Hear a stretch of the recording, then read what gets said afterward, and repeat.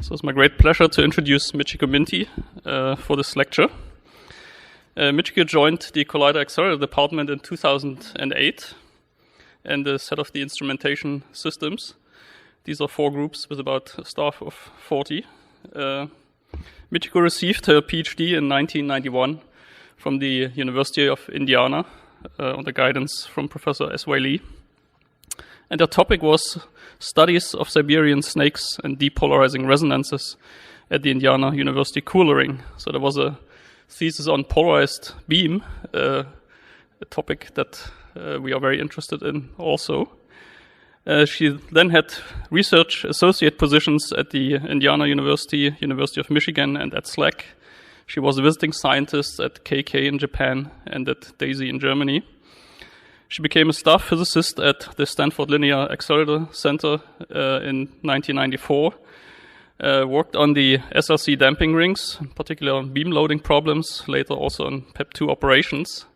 She joined the staff of DAISY in Germany in 2000 and was their systems manager for DAISY 2 and 3. These are 2 accelerators, one for electrons, one for protons.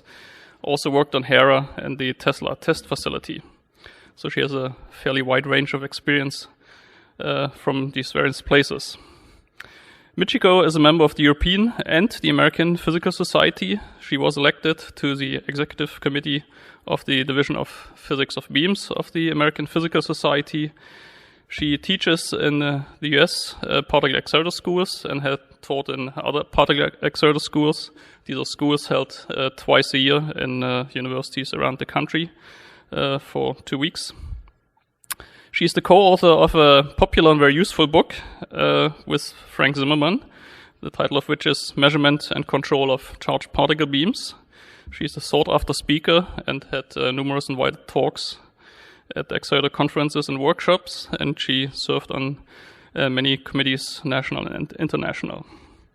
So today's topic, you can see, is also on measurement and beam control. And this is not just an incremental improvement over what has been done. Control on that level really is an enabling technology for our physics program, and particularly the polarized proton program. So without any further delay, I give you Michiko Minty.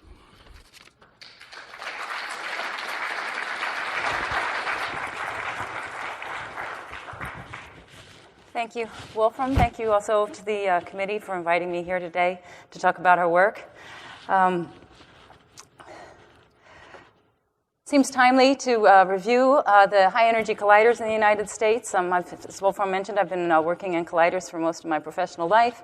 And just like to make note of a few things, high-energy colliders, of course, are very large in order to achieve the high energies. We have the Stanford Linear Collider, which was 2 miles long, accelerating electrons and positrons to 50 GeV. The Tevatron, depicted here, located in Illinois, had a diameter of 1.2 miles. And here we have RHIC, where it's the focus of today's talk. It has a diameter of 0.7 miles. It's been operating since 2001. And the program of physics ended already at the SLC Linear Collider. And as of 2 o'clock next week, the Tevatron will also be shut down after many, many years of productive physics, leaving RHIC. RHIC is the only high-energy collider in the United States, in the Americas for that matter. And it's also the only high-energy polarized proton collider in the world.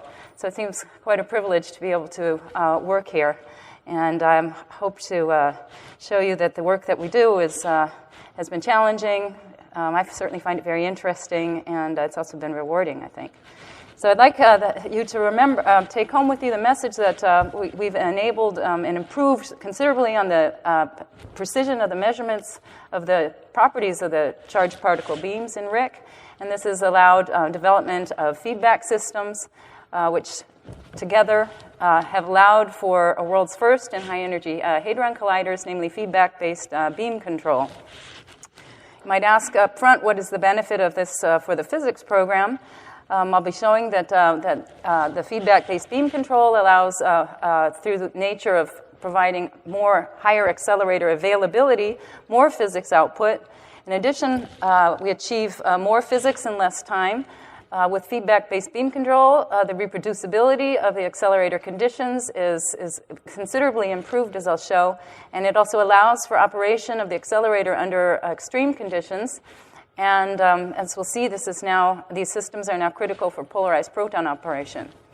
And lastly, the feedback-based beam control has enabled critical experiments that have otherwise been impossible. An outline of the presentation is shown here. I'll review very briefly the relativistic heavy ion collider itself, RHIC. I'll talk about what we as accelerator physicists do to maximize the scientific output of RHIC and what kind of challenges are associated with this. I'll talk about how we overcome these challenges using beam instrumentation, and I'll describe feedback and review the feedback systems that we've developed and are now operational, and talk about the impact on RHIC performance, and conclude with a summary.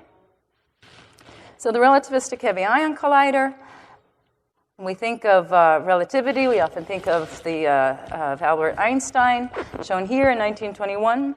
By the relativistic prefix in RHIC is referring to the fact that the particles in RHIC are traveling nearly the speed of light. As a matter of fact, we're trying to maintain precision control of these very small beams that are traveling around approximately 4-kilometer circumference, 80,000 times a second, being relativistic as they are. The heavy ions, well, here's a picture of a stable helium atom, a conceptual picture showing the nucleus containing protons and neutrons and being orbited by these electrons. The ion, of course, is our atoms which have unequal number of protons and electrons.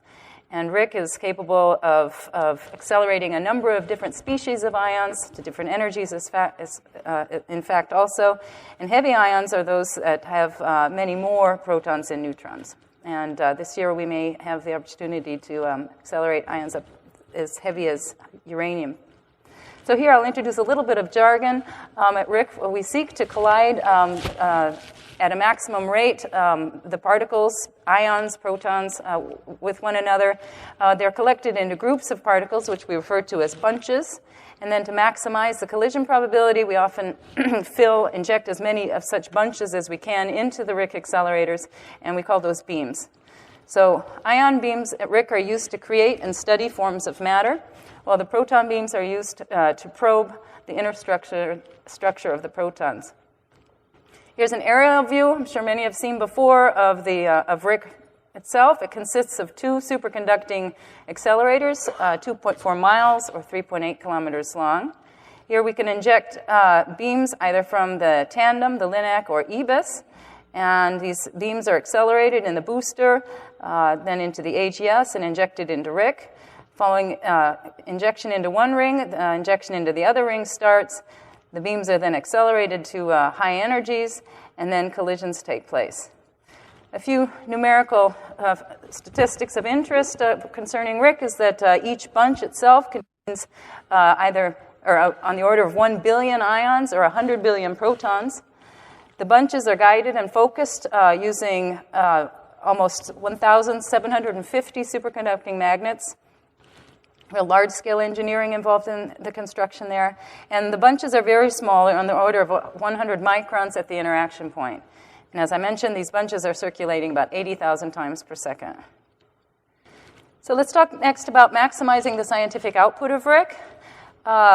The performance with both ions or protons is characterized by the rate at which the particles collide. We call this the luminosity. The rate at which they collide is proportional to the number of particles in each bunch. If you consider this a head-on view of a bunch, N is representing the number of particles within that bunch, and the luminosity scales with the number of particles in the first bunch opposing the number of particles in the second bunch. So we seek to maximize this number. And then it's inversely proportional with the size of the bunches. So we seek to make the number of particles within the bunch large and the size at the interaction point very small.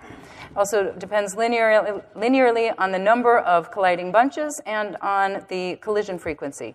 With just one interaction point, the collision frequency would equal the revolution frequency. At RHIC, at present, we're running with 2 experiments, Star and Phoenix, and so this collision frequency is twice the revolution frequency. Another figure of merit for measuring the scientific output of RHIC is concerns protons, and they are characterized also by the beam's polarization. Uhlenbeck and Goldschmidt in 1926 proposed that protons possess a spin angular momentum depicted conceptually here. The spin is very sensitive to external magnetic fields. And as it turns out, the spin of the proton, it responds much like a magnetic dipole, and it precesses in external magnetic fields. And so at RHIC, our job during injection, acceleration, and during collisions is to preserve the average orientation of all the proton spins, and that's what we refer to as the polarization. Moving on to the accelerator physics challenges. Just need to mention first that RHIC is a relatively mature accelerator. There were, of course, a number of the RHIC's founding forefathers addressed many fundamental aspects of the accelerator design during its design and construction phase. A number of the big problems have since been solved, so we're left with solving smaller scale problems. However, given its nature, there are also very many such small scale problems. So one of the challenges, given that the beams are traveling so fast and are so small, is to maintain what we call good orbits. So I tried to motivate that here. This is showing a top view of the interaction point with bunches in one accelerator shown in the color of blue, traveling from left to right, and bunches in the other from right to left, shown in yellow. And ideally, to maximize the collision probability or luminosity, the bunches should collide head-on. If, on the other hand, there's a small offset between the bunches, as shown below, offset by amount delta x, then it turns out that, well, it's obvious that the luminosity, that the collision rate that you measure will go down. So the luminosity scales divided by the luminosity with no errors is then proportional to these correction factors, these exponential factors. And shown on the right is the luminosity reduction achieved as a function of normalized separation between the beams. And for the case that the beams are vertically well-aligned, but offset horizontally by 100 microns. 100 microns, that's, again, the scale of the transverse beam size at the interaction point. It's also the scale of the size of a human hair. So for an offset on the order of 100 microns, we see that we lose up to 40% luminosity, and so it's absolutely critical to be able to measure the properties, the positions of these beams at levels well below 100 microns. So one of the challenges, we address that by trying to keep the beam's orbits, that's both position and angles, right. Another fundamental challenge concerns the stability of the beams in the circular accelerator. This depends, we can characterize this by introducing the concept of a tune. So if we consider this sketch showing orbit of a bunch as it travels once around the accelerator, it oscillates in the guide fields of the magnetic focusing. So we can define the tune, shown here, italic Q. This equals the number of oscillations made by a bunch in one revolution around the accelerator. Turns out this value is very good at we'll learn a lot about the stability of the accelerator by measuring and controlling this parameter. So what we monitor and control is the fractional tune. So I have a numerical example here where if we count the number of oscillations, we see if we start at 0, the beam oscillates up to 13 times, but actually there's another half oscillation at the very end so that it executes 13 and a half oscillations in one turn around the accelerator. So the tune is 13 and a half, and the fractional part, which is of interest with regards to stability of the beams, is 0.5. It's the residual left over after the integer number of oscillations. So the challenge concerns resonances. Resonances characterize the tendency of a system to oscillate at greater amplitude at certain frequencies of excitation. Here I give an example from home where big sister and little sister know that if you improperly time the pushes to the chair, then the chair does not rock. They've tried this many times. On the other hand, if you properly time the pushes, then the chair will rock, and that's considered a good thing. On the other hand, if the exact frequency is found at which the chair rocks well, resonates, then if the forces are too large, then bad things can happen and the baby can fall out. Turns out in accelerators, this can also happen. You can achieve a resonant condition in the accelerator with the orbits. Someone mentioned the concept of the orbit generating a standing wave inside the accelerator. Well, standing waves and resonances are good for many fields of science. In accelerators, they're very bad. If we establish a resonant condition, like the kind described above, then in the worst case, we also can lose our particles, much like the child falling out of the chair. So we want to avoid that. So in an accelerator, resonances can occur if the perturbations, due to field errors of the magnets, for example, act on the bunch in synchronism with its oscillatory motion. So the errors, they can arise from imperfections or misalignments of the magnets. We have 1,740 magnets, and they all need to be aligned, and the precision at which we can align such big, heavy devices may be on the order of, say, 100 microns. That's important. So to just look at the stability of the beams, we can. This is a condition, the resonance condition that governs the motion. Here we've introduced the two tunes, where Q sub x represents the number of oscillations that the bunch makes in the horizontal plane, and Qy in the orthogonal plane, the vertical plane, and here the m, n, and p are integers. So here's this trajectory of the bunch again shown on the lower left, and this is represents this standing wave type motion where the number of oscillations is an integer. So you imagine if you introduce a perturbation at the red arrow, that the bunch, as it travels once around the accelerator, experiences a perturbation, a kick, say, and then on the second turn around the accelerator, because its tune is integer, it experiences a reinforcing kick. And so with every turn, the same perturbation is felt, and that leads to an unstable condition. So these are the so-called first-order resonances, which happen to be the strongest. It happens when the tune is equal to an integer. So that's a condition that's very, very hard to achieve. It would require perfect alignment and knowledge of magnets. The next order is called second order, and here it's depicted, this is the identical image shown earlier, with 13.5 oscillations per turn. So this corresponds to a fractional tune of a half. Naively, one could think that what this would mean is that with a perturbation shown at the location of the arrow, that the bunch that receives perturbing influence every second turn around the accelerator. That's true, but in addition, also the bunch will experience a bad effect if there are higher order multipoles that are such that the phase of the perturbation is position dependent, such as the case within quadrupole magnets. So in an imperfect world, these bad resonances are everywhere. So we can demonstrate the stability of the accelerator, and this is not unique to RHIC, but all accelerators will look at their stability conditions in terms of a so-called resonance diagram, in which you plot the fractional horizontal and vertical tunes against one another. The scale here is 0 to 1. So you have first-order resonances, those are the red lines, second-order resonances for which the tunes are like a half, third-order resonances, and so on. So slowly, as the order of the resonances go up, you see that this space available in which you have stability. Remember, we want to avoid these resonances get smaller and smaller.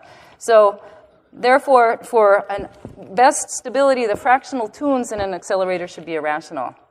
So here's an example from RHIC. This is taken from the end of the 250 GeV proton run last year. Shows the operating point of the two beams, blue and yellow we call them, in the resonance diagram, the working point.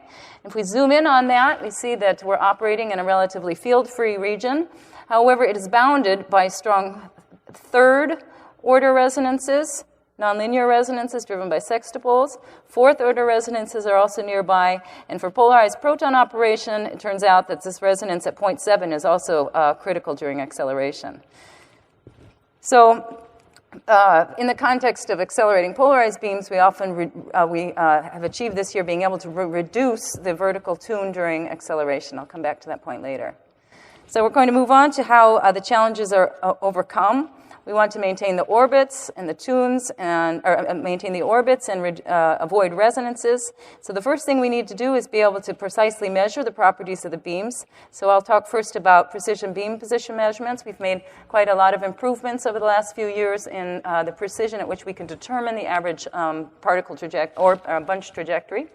So here we have just a side view of empty vacuum chamber. The beams, of course, are traveling in vacuum. And so if we break the vacuum chamber and insert what we call a strip-line beam position monitor, then we can use this device to measure the beam's position. So this is a cutaway view of half of one. The strip lines are a little bit hard to see, so I'll show you those here. At RHIC, they tend to be about 23 centimeters in length. And okay, so that's what the strip lines look like. And if you consider a bunch, it's moving from left to right, and it will induce a signal that then goes out through these feed-throughs, which we can then transport through cables to processing electronics. So how do we actually derive a beam position measurement from a device like this? We now consider a end view of the beam position monitor. This is one with just two strip line electrodes on the top and the bottom. If you have an offset of the beam, then the signal amplitude induced on the strip line will be larger the closer you are to the electrode. So in this example, we see there's a bipolar pulse. The negative pulse is a result of the transmission line characteristics of this device. But what we detect is the amplitude of the leading edge. So if we call that A for the measurement from the top electrode and B from the measurement from the bottom electrode, we can take the difference and we get a relative position or a measurement of where the beam is. However, this difference alone will depend on the beam current. So we therefore need to normalize the signal by the sum of the amplitudes induced on the two sides.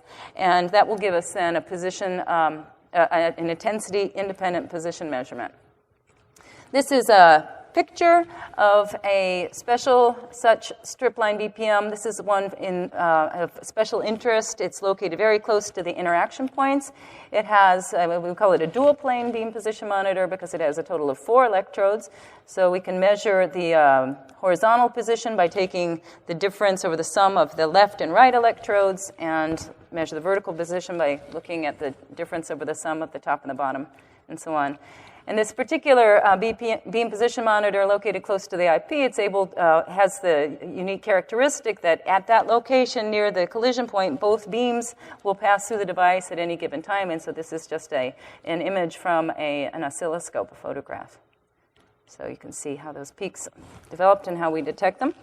So RHIC, we use about 600 beam position monitors total. That's 150 for each plane to measure what we call the orbits around the accelerator. So here's an example of one. The horizontal and vertical scales are vastly different. This is showing actually 2 measurements of the vertical beam position superimposed on one another as a function of distance along the accelerator. So in this case, the beam trajectory was perturbed. The intent here was to look and ensure that the polarity of the BPM electronics was fine.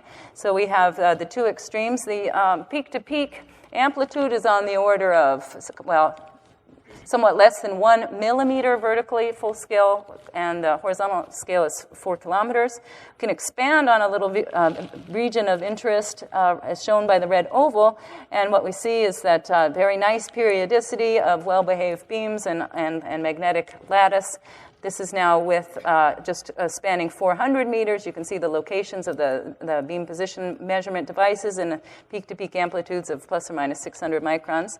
And through a phenomenon called coupling, which I'll talk about later, although the perturbation to the orbit was nominally only in the vertical plane, we also see motion in the horizontal plane. The vertical scale on the lower plot here is now plus or minus 60 microns. So we're really able to measure quite well the average orbit. And so now, as we'll see for input for later orbit feedback, corrections of the orbits, we see that we're achieving precisions of the measurements now on the order of 5 microns. So this is a big step forward, and it was a critical factor for being able to implement feedback on the particle beam positions, on the positions of the bunches, as we'll see later. So put that in context, that's certainly smaller than the beam size, but it's also smaller than the diameter of a red blood cell. What about measuring the tune? So we can apply signal onto a kicker. What's a kicker? A kicker essentially looks like the beam stripline monitor that I showed before, except instead of measuring the signal received from the stripline, we inject a signal under the stripline and have it act on the beam. So we use such a device or something similar to and excite a broadband excitation. By broadband, what I mean is you excite it with at multiple different frequencies, and you pick those multiple different frequencies to be somewhere near the beam's natural frequency. It's approximately known, not precisely. The point is to measure precisely. So you use a beam position monitor. You can apply the perturbation in the horizontal or vertical plane. You form the difference, which gives you the beam position. Put that through some signal processing, and you extract a frequency. That frequency will be the natural resonant frequency of the beam. The beam will respond. It will resonate at its tune. So if you excite it through a number of frequencies, you'll get response at that frequency. So the tune is simply given by the ratio of the response or resonant frequency seen by the beam divided by the revolution frequency, where the revolution frequency is known. So here's an example of such a measurement, two measurements, one in the horizontal and one in the vertical plane. So in this case, the frequency was applied frequency to the kicker was relatively narrowband, and it was changed in discrete steps, and the beam is seen to respond, and we now achieve a measurement precision of about 2 × 10⁻⁵. To put that in perspective, of the case of the rocking chair, if you imagine you had a rocking chair and it rocks back and forth every 1 second, and with this kind of precision, it's equivalent to rocking 50,000 times. So after 14 hours, if you were to start it in the morning, go away, come back at night, 14 hours later, you would be able to say with absolute precision whether or not that chair would be or what the position of the chair would be, whether it's toward you, away from you, or anywhere in between. About coupling now, that's another phenomenon that can greatly complicate both measurement and control of the charged particle beams. So we have here, if you consider, first of all, two uncoupled oscillators. So these are supposed to represent pendula hanging on, two identical pendula hanging on a string. They will oscillate if they are uncoupled with some characteristic frequency given by the length of the string and gravity, the gravitational constant. On the other hand, if you couple these oscillators through this spring with a spring constant K, then you get two characteristic frequencies for the two modes of oscillation, one given by the initial characteristic frequency that corresponds to the two oscillators oscillating back and forth, and the other when they're oscillating out of phase with respect to one another. In an accelerator, coupling is present due to magnetic errors, which can result in energy exchange, and this is between the horizontal and the vertical motion. So here's our resonance diagram again. Unfortunately, as it were, the resonance-free regions we see is right here along the diagonal, meaning that the horizontal and vertical tunes are roughly the same. So the best operating points in terms of beam stability are right there where the coupling effects are the strongest. So we really need to understand that, and there was a really groundbreaking work, I think, done at RHIC in 2003, 2004, 2005 to better understand that. And we certainly are leveraging off that work recently with the feedbacks. So here's just an example where the two tunes are approximately equal. Here, a change was made in the accelerator, namely the beam. The beams were initially in collision, and they were moved out of collision by simply moving them vertically. And result was that the orbits were different, resulting in the tunes to change, as shown here. And then rather than having straight lines, the tune just changing naturally, the measurement seemed to show a difference there. And so what we see is the complicating factor is that in terms of beam control is that when you make and apply a change in one plane, it has an effect on the other, and that can be very confusing. And so here, for example, we can you see the blue lines represent where the crossing of the tunes if coupling had not been present. And in practice, what happens is that the signals that you see simply cannot be brought closer to one another in the presence of strong coupling. So I'd like to just point out here that we're now able to measure considerably better the coupling in the accelerator. Are two examples, one from run 8 and one from run 11. These are actually dedicated measurements where the kind of magnets that are used to adjust these parameters, so-called skew quadrupoles, are being varied. And we see that we have about a factor of 10 improvement in the measurement resolution. Okay, so I'd like to move on to the subject of feedback now. We've talked about the measurement devices, the beam position monitors, the tunes, the coupling, and now we'd like to talk about how to feed back on these parameters to maximize the luminosity by control of the orbits and the other beam parameters and polarization. So why do we want to use feedback? We'd like to automate a well-defined process to reduce its sensitivity to external influences. So, and how do we do that? And I apologize for the feedback experts in the audience. This is really very, very simplified. Of course, there are whole courses dedicated to this at the university, but I'm going to just introduce this briefly. But how do we do this? We compare the measurement with some desired value and apply a correction. So I have here, as a simple example, cruise control in a car, where you have a desired speed, say you'd like to cruise along at 55 miles per hour, and then you have your measured speed, which may be less than that. Say you're going uphill, maybe it's 50 miles per hour. So you know there's a difference of about, you can form the difference, and so you'd like to speed up by 5 miles an hour. And so in a feedback loop for cruise control, you would then convert this to how much more gas that needs to be applied, and then you would apply that, and then you would simply cruise. And you can close the loop and maintain your speed at 55 miles per hour, regardless if you're going uphill or downhill. So the goal is to maintain steady conditions, and that's what we'd like to do at RHIC also. Now, why do we want to do this at RHIC? Well, there are a number of reasons. Like, as I said earlier, RHIC is relatively mature, so the big errors have been identified already and addressed, but there are still many, many small errors. And as the performance of RHIC is pushed higher and higher, these smaller errors become more and more important, and there are also quite many of them. So some of the errors that exist are, most of them are due to magnetic field errors, where we include in this category power supply variations, which there are many power supplies. You can have bit limitations in the power supply controllers. The inductance of the magnets may be such that for good power supplies, you don't get the same response on the same time scales. And then also magnet alignment errors are important. Also, persistent currents and hysteresis effects change the performance of the accelerator in sometimes unpredictable ways. And then we also have thermal variations, things that take place, say, on a 24-hour time scale. And I'd like to emphasize the need for feedback at RHIC with an example focusing on the last case.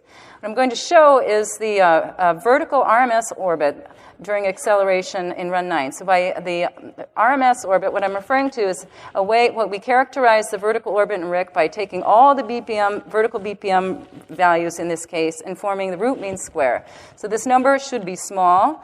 And here's the first example. This RMS orbit that characterizes the net response of the entire orbit is shown on the vertical axis as a function of time. The start of acceleration is shown here, and the end of the acceleration is shown here. Now, it's of interest, this is an orbit that was taken roughly at midnight. And 10 hours later, we see this is now from another acceleration of new bunches up to high energy, done 10 hours later. Then in the afternoon, what we see is we start to see that the accelerator is sort of coming alive. The RMS is just one number, but so that means that the vertical orbits are really changing, and the amplitudes at which the beams are oscillating as you accelerate is going up and up. Oops. Now, at close to 6 o'clock at night, we see that really the effects are enormous. We have a tolerance on this value for polarized proton operation that should be less than 200 microns. You see we're up at 800. This was during commissioning.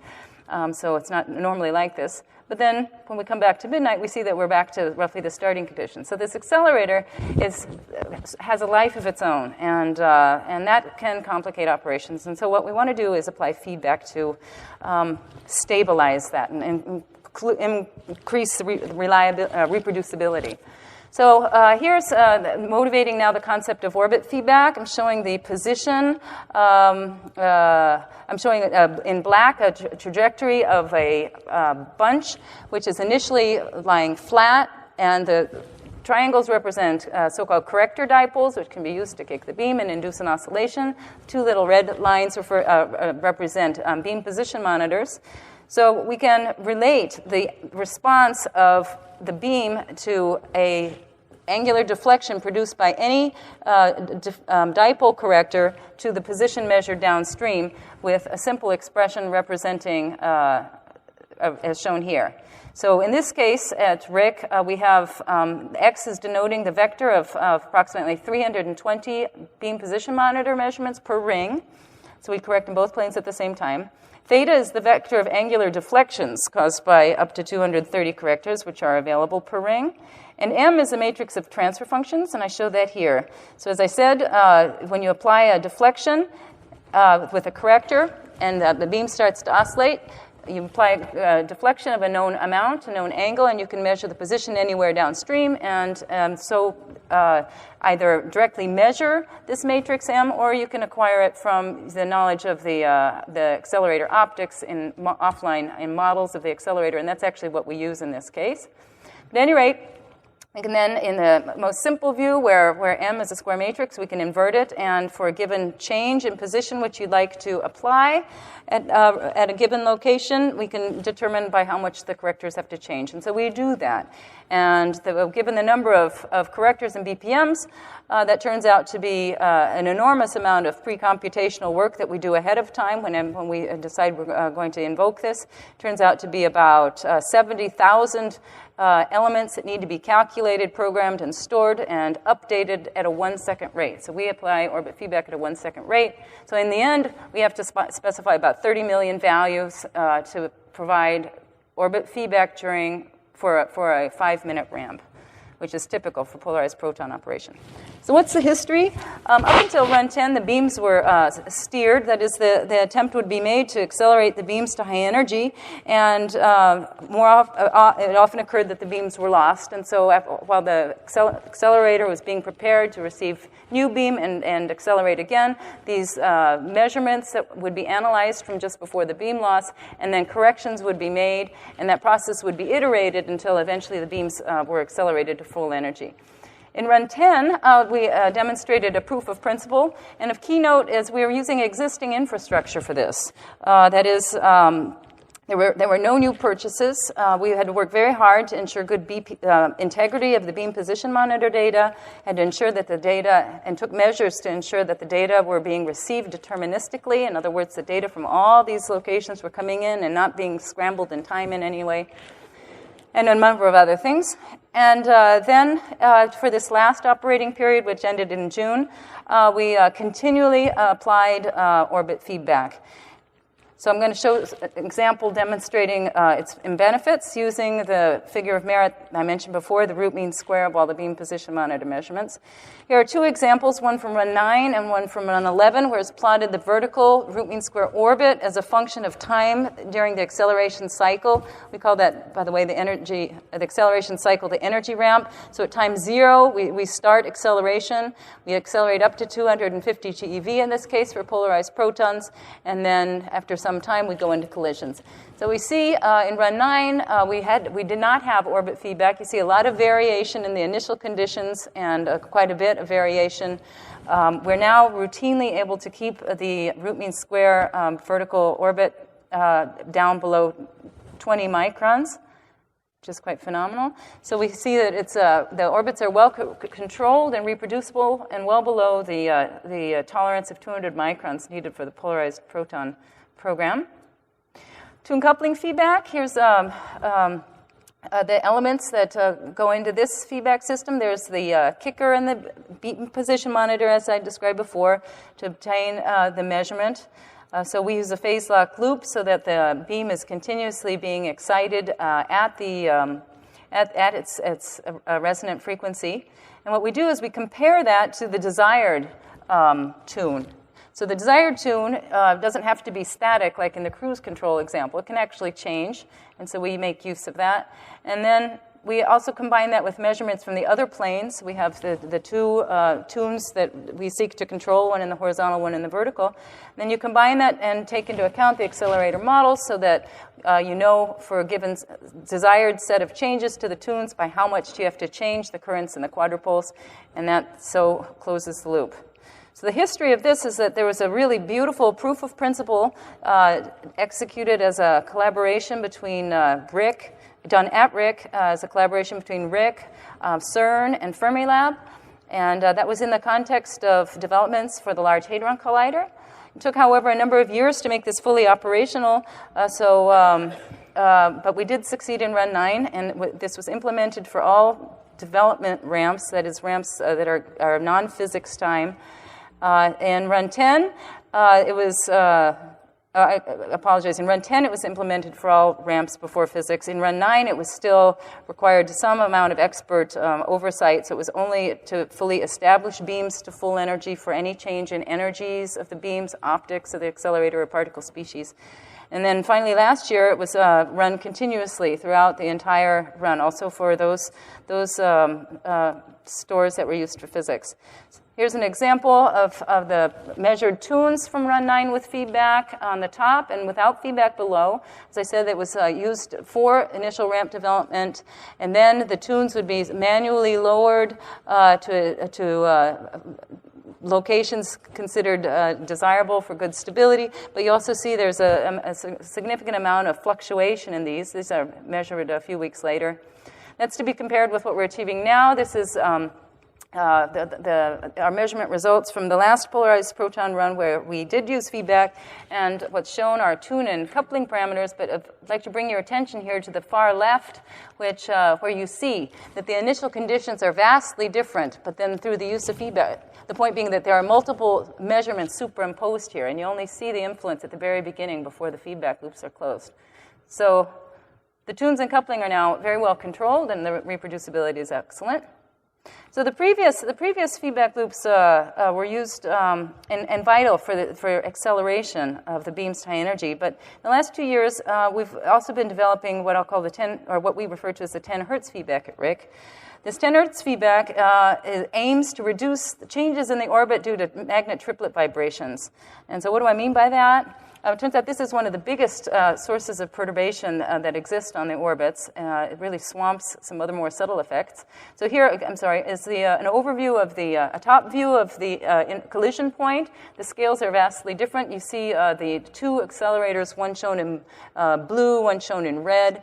You see the magnets that are involved. The scale is plus or minus 1 meter on the vertical scale and plus or minus 100 on the horizontal. So it's vastly different, the two scales. And so in the common region where the two beams are traveling together, that corresponds to about plus or 10 meters. And on either side, there are so-called triplet magnets. That's a set of 3 quadrupole magnets which are used to squeeze the beam and make very small positions, transfer sizes at the interaction point. And here are a couple measurements. At that time in 2009, these are the beam position measurements. In this region, using the device I had a photograph earlier, these are the only ones that could actually measure at a very high sampling rate. And so what you see here are 2 measurements, and you're seeing measurements from each beam. One is shown in red and one is shown in black, and the color coding is the same. So you're measuring on one side of the interaction point and on the other side of the interaction point. And what it shows, and the time scale, the horizontal is 1 second. So what you're seeing is that the orbit of the beams are being modulated by 1 second, and it's such that by comparing, by looking at this for quite some time, the conclusion is that the beams are actually over time modulating like this. So you have effectively a modulated crossing angle.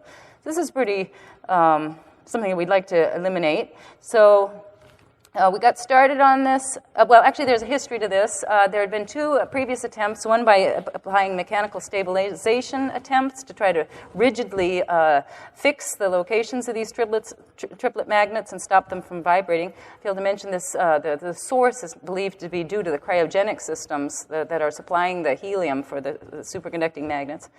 So there was an attempt to try to make that rigid. That was moderately successful. There was also an attempt to stabilize the relative difference between the beams at the interaction point.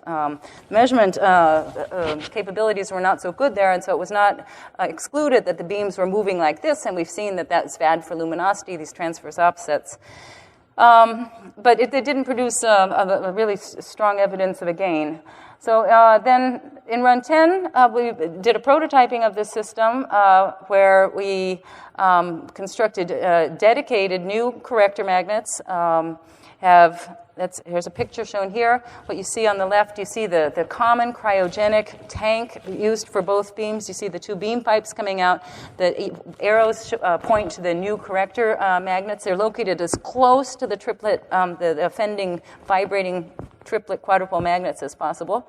Let's see, there was also new high-speed readout for the beam position monitors. They were previously not capable of measuring at close to a rate of many hundreds of hertz. So on the lower right, you can see this new board that was designed, built, and mounted onto the existing. It uses the 10 Hz feedback system uses dedicated networking. It's a completely standalone system and digital signal processing.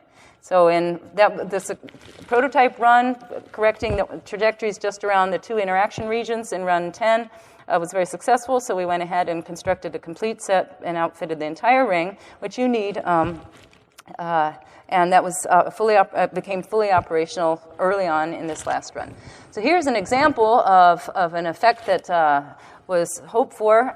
What we see here is the effect of having the feedback on and off. What's plotted on the vertical axis is the luminosity as measured by the Phoenix and star detectors and their so-called ZDC, 0-degree counters, as a function of time. And what we see is that the feedback nicely finds the peak of the luminosity and holds it. And more importantly, this feedback loop, it may become essential for RHIC's future if we want to move to near integer tunes where there's a nice resonance-free region and mitigating these 10 Hertz vibrations is vital. So last topic is the impact on RHIC performance. The accelerator availability has been increased significantly, as shown here. So as mentioned, prior to 2009, beams were first accelerated to full energies using iterative and manual orbit and tune coupling control. Typically took on the order of 3 days or more to first establish beams to high energies. This is also running 24 hours a day, 7 days a week, at an electrical cost of 60 megawatt considering electrical costs only at a cost of 60 megawatt hours and 25 megawatts consumption at RHIC during operations, that corresponds to about $100,000 to bring the beams up to full energy.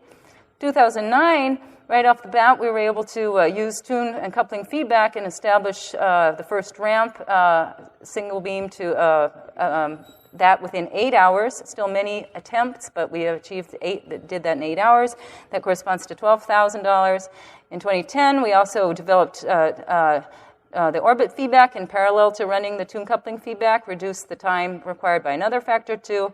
And as of last run, with all feedbacks running on all ramps, we essentially can develop a new energy object or species in 2 hours. So we've reduced the operating costs about $1,000 for the initial setup, $1,000 for supporting mode changes, and about $1,000 we've eliminated also because we don't need to stop physics running and re-optimize accelerators. So that's about $30,000 per running period total, which is the equivalent of about 1 extra week of physics operation. So we enable more physics output from RHIC through the feedbacks. Also, a really important point is that we can now operate under very extreme conditions. What's shown here are the horizontal and vertical tunes as a function of time during the energy ramp. And with routine orbit energy tune and coupling feedback on every acceleration, the vertical tune could be lowered towards this dangerous 2/3 resonance. In fact, it could be lowered, it's running about 0.006 away from it. And then in doing so, that moves it away from a very dangerous resonance, so-called spin resonance, whose effect you can see on this plot here. This is bad for the polarization. What's plotted here is the polarization transmission efficiency. These are data from run 9, spanning many shifts of effort to obtain these data. The polarization transmission efficiency on the vertical axis is the ratio of the polarization you measure at full energy divided by what you measure when you inject. So the efficiency ideally should be 1. This is plotted as a function of the vertical tune, where the vertical tune is lowered for some critical portion of the energy ramp, that is after 100 GeV. And you can see the two vertical tunes that we operated with in run 9 and then in run 11. So by improving the reproducibility, we were able to reduce the vertical tune and maintain that without suffering beam loss and backing out of conditions and run in this extreme condition for extended periods of time. So that resulted in a 25% increase in the relative polarization of each beam, and with a figure of merit for scaling is the luminosity times the fourth power of the polarization. That's equivalent to 15 additional weeks of RHIC operations, or $3.5 million. So 14 weeks, that's roughly 3/4 of the entire operating time. We typically are granted funding for about 20 to 25 cryo weeks per year. So this is quite significant. So we get more physics in less time by being able to maintain the polarization. And then this is really the crowning achievement of last year. We had been working also to develop one more feedback loop, which corrects for correlations between the tune and the energy. We call that a chromaticity feedback loop. And that's work ongoing. And this took place, this set of measurements, where it's a dedicated study to confirm how much polarization is actually being lost during acceleration. The idea here was that if you accelerate the beams and then decelerate, and you compare the polarization measured at low energy, then half of that is approximately the polarization loss. And so with uncertainties in the calibration of the polarimeters up at high energy, this is very important. So what you see here is simply the beam intensity. The vertical bars correspond to periods of acceleration where our interest is mostly from 100 to 250 and then back down again. We executed three such experiments and obtained the data that was needed to satisfy the experiment. We did so with good efficiency, and shown in the lower plot are the dipole currents. And this was executed, I call it here a full suite of feedbacks, but that means all the feedbacks mentioned above plus this elusive so-called chromaticity feedback. So this experiment would not have been possible without these feedbacks. It turns out that the actions of the feedbacks was just so enormous, there was no way there you could expect to be able to model the hysteresis effects and the deceleration. So this is really kind of a crowning glory for one of our achievements. So in summary, improved measurement resolution has led to improved ability to control the beam's properties, and has also allowed for the demonstration of feedback-based beam control. That produced more RHIC physics in terms of accelerator availability, and also more RHIC physics in less time. And that's by guaranteeing reproducibility, eliminating human error factors through feedback control, and a slow transition from pre-programmed to feedback-based control. So 2 slides showing the yearly performance spanning first for this graph the 250 GeV operations only. We have this shows the integrated luminosity delivered to the experiments as a function of week in physics. Notice the 250 GeV runs, which just started in run 9, are relatively short. And so what we see is there's about a 40% improvement. And that can be attributed to a large degree to also the 9 megahertz RF system and feedback-based beam control. So it was mostly by increasing the beam intensity. So the luminosity was increased in run 11, mostly through intensity. The emittances really were not changed. So it was driven by intensity increases. With regards to the figure of merit, LP to the fourth, what's shown here, first of all, are the 100 GeV data. So for 100 GeV, the polarization is generally higher. The 2 highest running periods are shown here with 55 and 56%, the figure of merit on the vertical scale versus weak in physics. Now, if we look just at the 250 GeV running, we had relatively low polarization in run 9, considerably higher in run 11. There were 2 factors that went into that, primarily the AGS jump quads, which are contributing about 5%, and the additional due to feedback-based beam control. So here we see really an enormous jump in improvement, and it certainly will be interesting to see if we get a chance to run polarized beams at 100 GeV, see how well we do. So I would love to spend extra time and go through the contributions of each and every person on this list. It was an enormous effort. We've got a really good group, a lot of really talented people. A lot of people have contributed. I'd like to point out Al Marusik. I have done so in red. He's been involved in just about everything we do, and without him, we wouldn't be as far along as we are today. And then flashing are the sort of the key contributors to the different aspects that we needed to were challenged with in order to realize this. Thank you very much.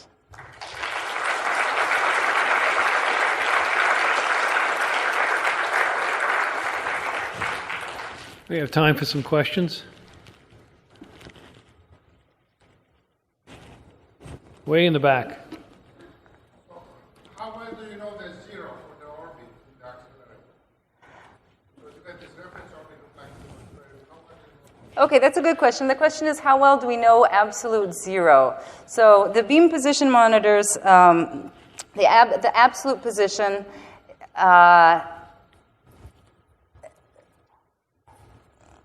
from alignment of the expected alignment of the electrical center of the BPMs to the mechanical center of the quadrupoles, we think that's probably on the order of 100 microns root mean square.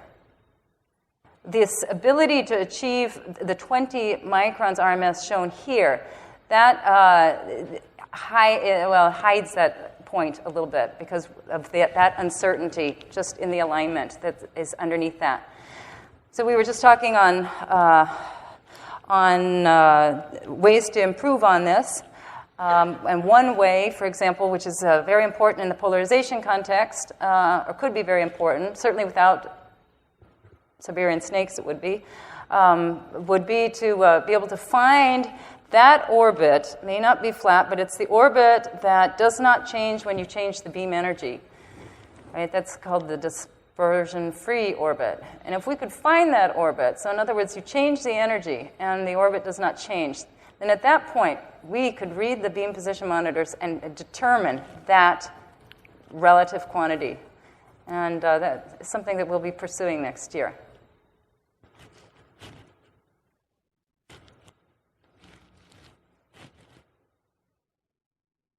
Okay, it doesn't look like there are any more questions. There's refreshments served in the lobby. Let's thank our speaker one more time.